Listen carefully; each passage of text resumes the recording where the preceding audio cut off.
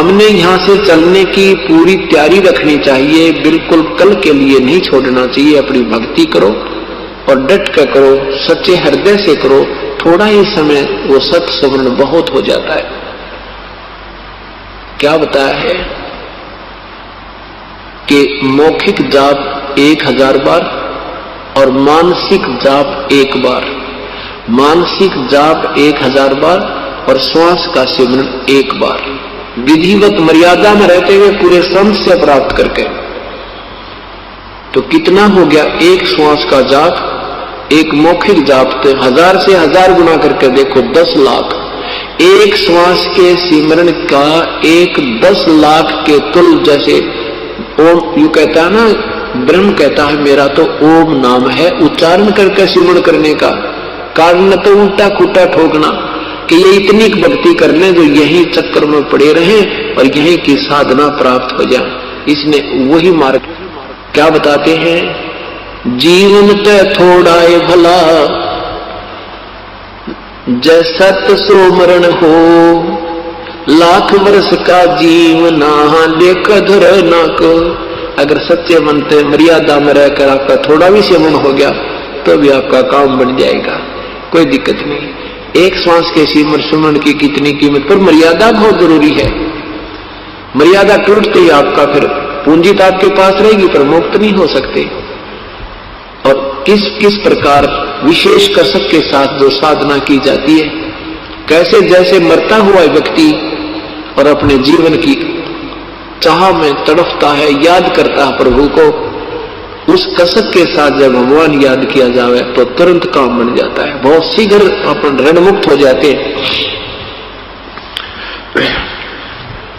एक अंदर से विशेष कसक बनती है, उसके वैसे जो सिमरण करते हैं वो थोड़ा ही श्वास का सिमरण बहुत लाभ देता है। परमात्मा कहते हैं माला तो कर में फिरे और जीव फिरे मुख माही, और मंत्र तेरा कहीं और घूम रहा, ये तो सुमरना ही।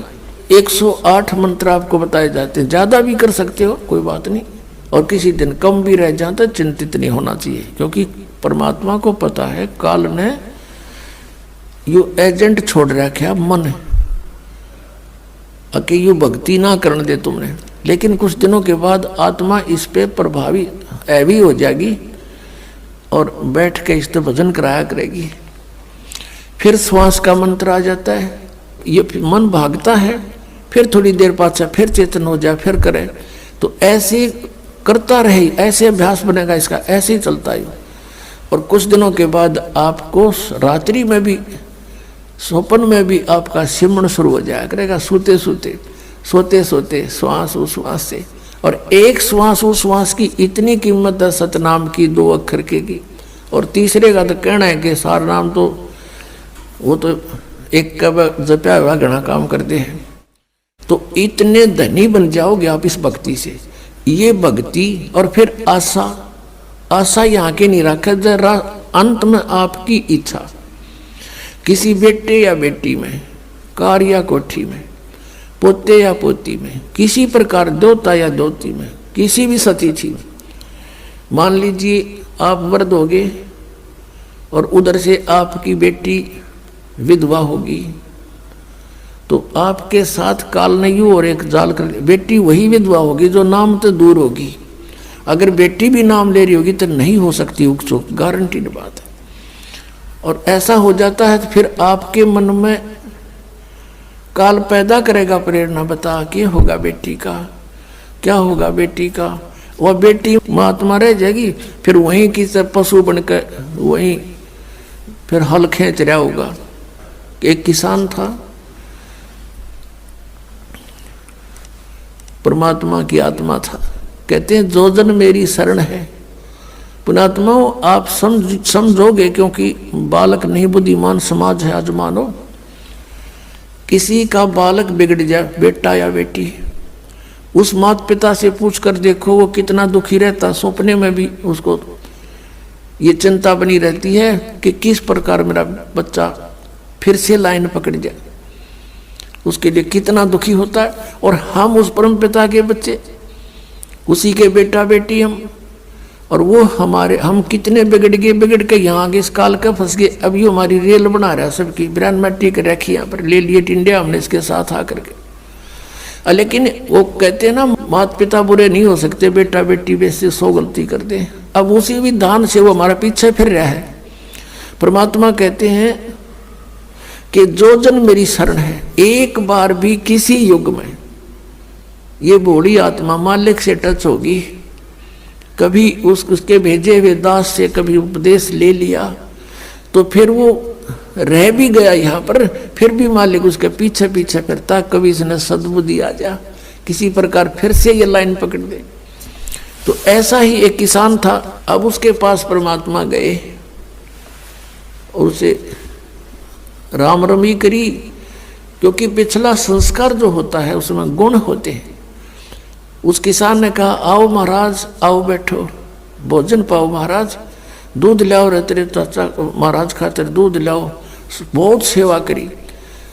अब परमात्मा ने कहा, भक्त कहा, चौधरी साहब कुछ भक्ति भी कराया करो। बोला जी भक्ति करा हम खूब है। क्या करते हो? शिव जी भगवान का जल चढ़ा जा और श्याम जी की पूजा करते हैं, 8 ने पूड़े तार लिया, 2 ने खीर बना ले, और कभी कभी गंगा स्नान भी करके आते हैं। तो परमात्मा लगे उन्हें समझान, काफी देर तक सत्संग किया, समझाया।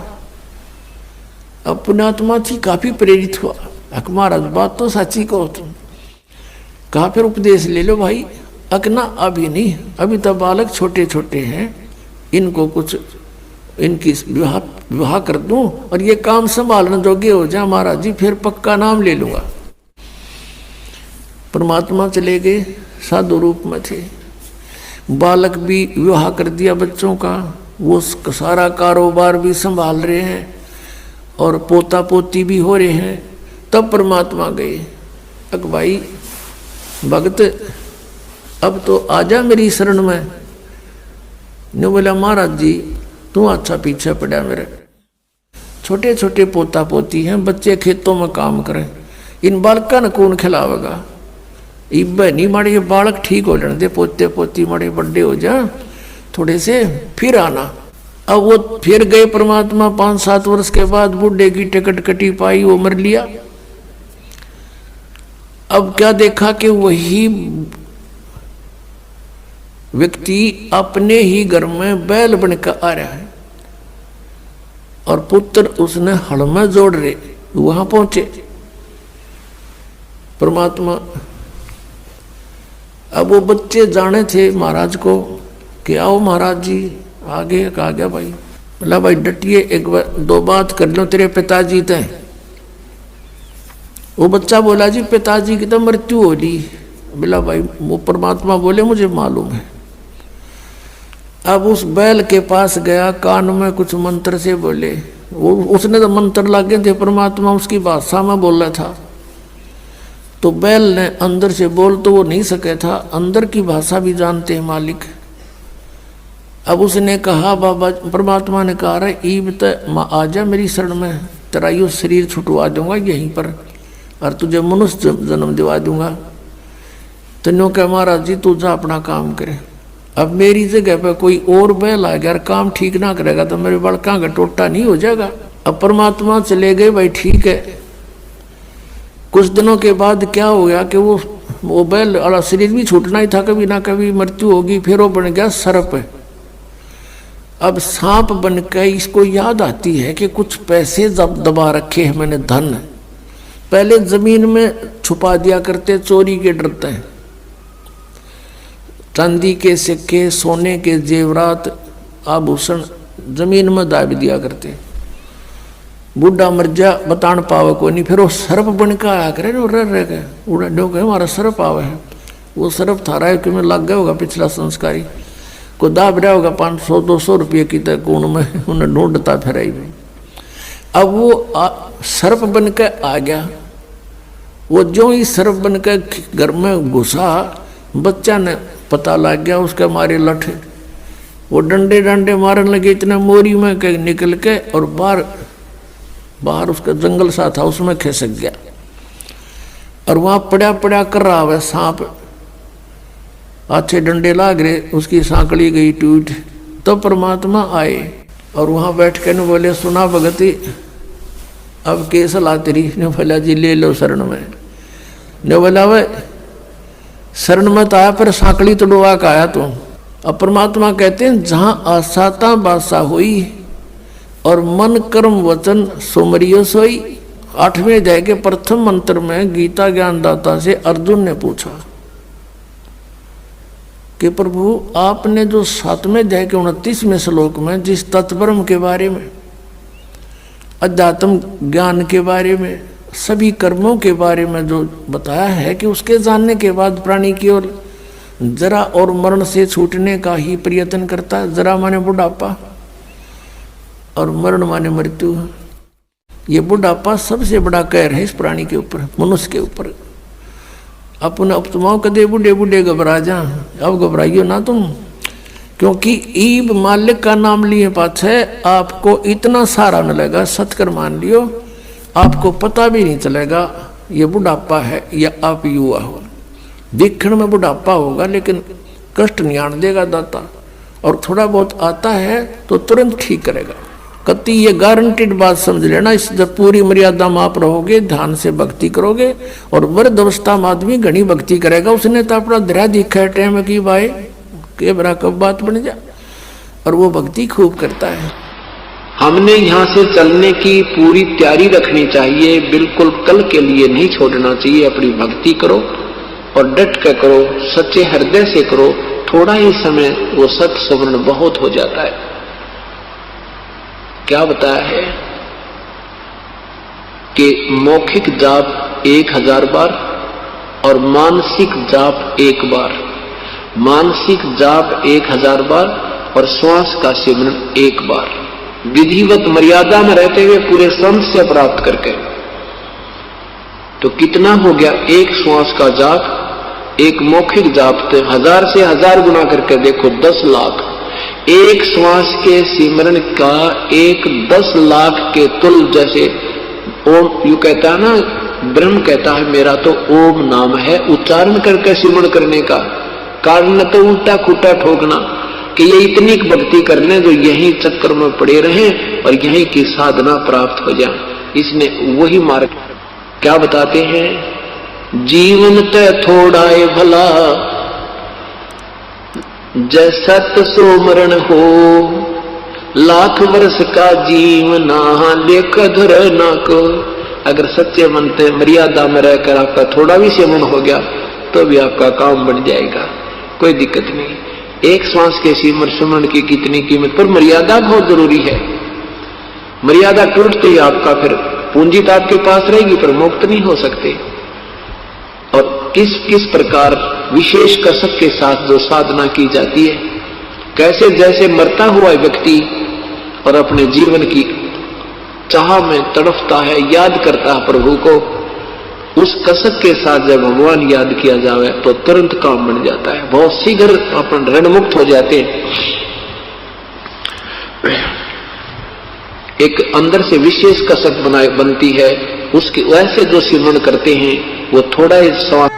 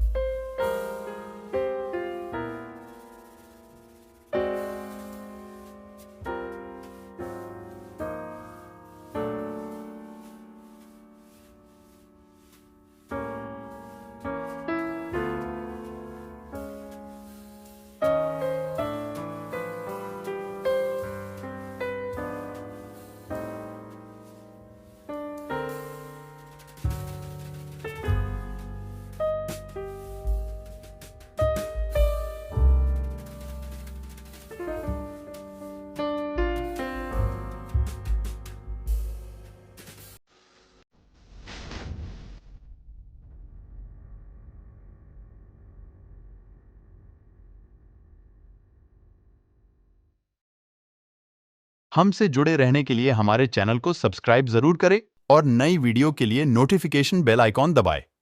अगर आप ये वीडियो फेसबुक पर देख रहे हैं तो लाइक करें और ज्यादा से ज्यादा